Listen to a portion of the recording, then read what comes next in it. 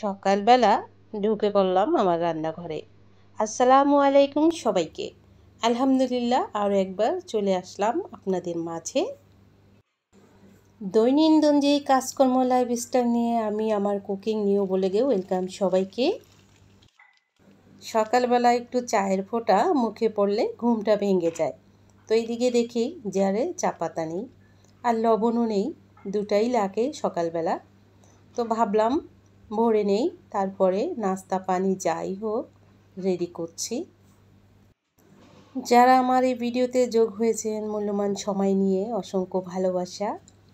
আর যারা এখন একটি লাইক দেননি এবং যারা সাবস্ক্রাইব ছাড়াই আমাকে সাপোর্ট করছেন, প্লিজ দুটো কাজ করে দিবেন। অলরেডি যারা দুটো কাজ করে দিয়েছেন অসংখ্য ভালোবাসা রইল।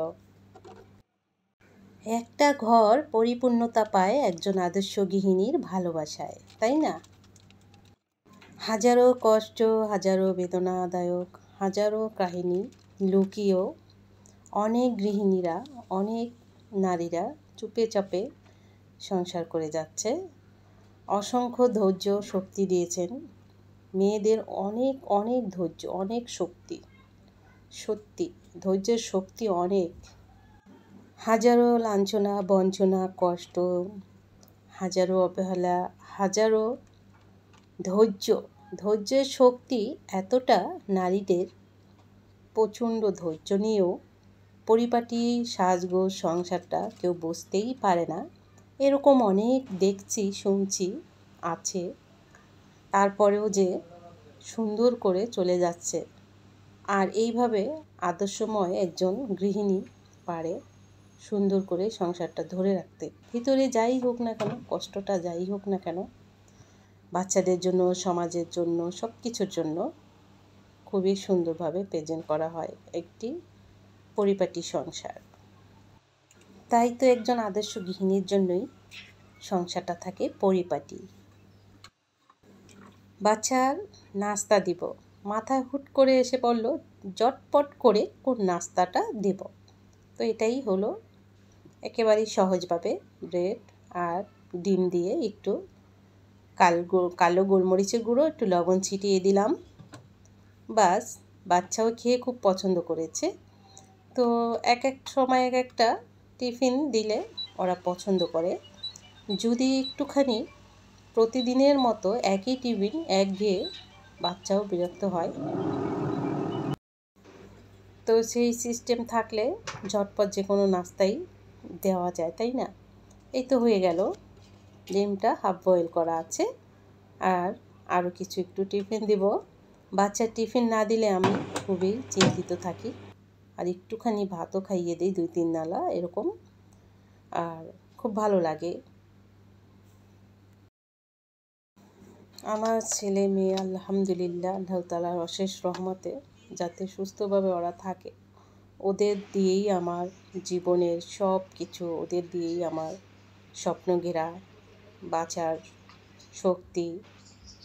এই তো ভাই স্কুলে দিয়ে চলে আসবে, আবার বর পরে যাবে, এজন্য ছেলে নিয়ে গেল, মানে ভাই বোনকে নিয়ে গেল। স্কুল কাছেই আছে। আর এদিকে কাপড় শুকিয়ে গেছে, তো ভাবলাম শুকানো কাপড়গুলো সাথে সাথে রেখে দেই। জাস্ট গ্যাপ 1 দিন বা 2 দিন, এর ভিতরেই আবার ঝুড়ি ভরে যায় কাপড়ে।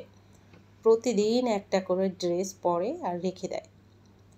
আর বরের কাপড় 2 দিন 1 দিন যেতেই ঝুড়ি ভরে যায়। তার সাথে আমার বাচ্চা দুজনের। তো 1 দিন 2 দিন পর পরই, আগের দিন দেখলেন ডিমগুলো ধুয়েছি, তো সারা রাত ছিল, শুকিয়ে গেছে। এটা বৃহস্পতিবার, আজ ভয়েস দিচ্ছি, ভিডিওটা কালকে যাবে আর কি। ডিম একেবারেই শেষ হয়ে গেছে আর কি। মাঝে মাঝে থাকতে আনে, আবার ভাবলাম যে শেষ হোক।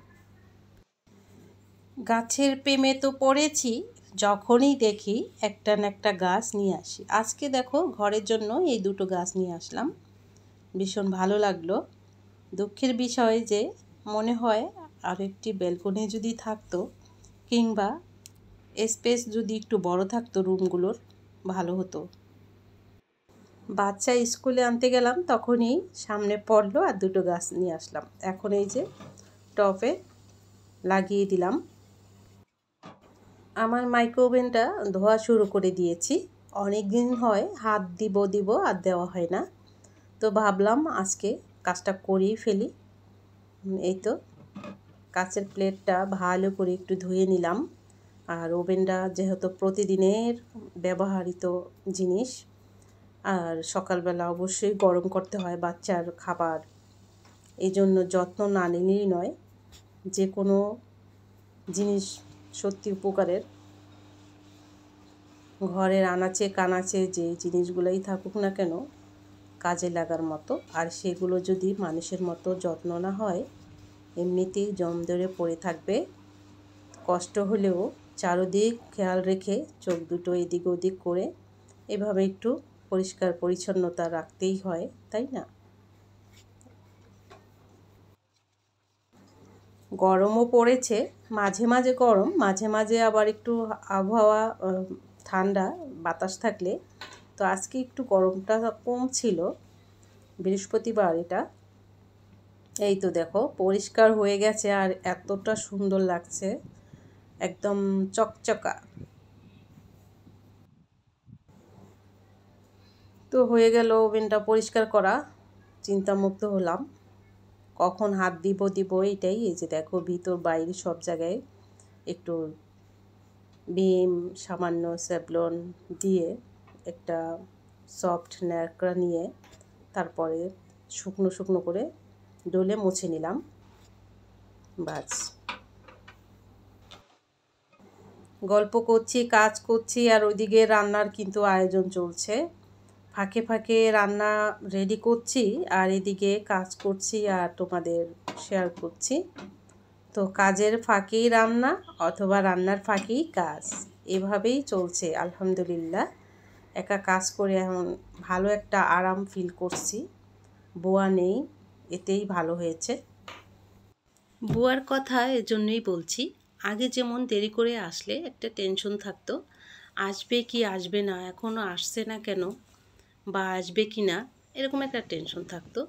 সেটা আর নেই। এখন নিজের শরীরটাও হালকা হচ্ছে আর নিজে একটার মধ্যেই সব কাজ করে ফেলছি আলহামদুলিল্লাহ। তো পাটের শাকের ডাল খাবে, এই জন্যই ডাল নিচ্ছি, পাতলা করে একটু পাট শাক দিয়ে খাবে। আমার আবার একটা পাটের শাকের পাতা আর ঘন করে ডাল ভালো লাগে, বর আবার পাতলা খাবে।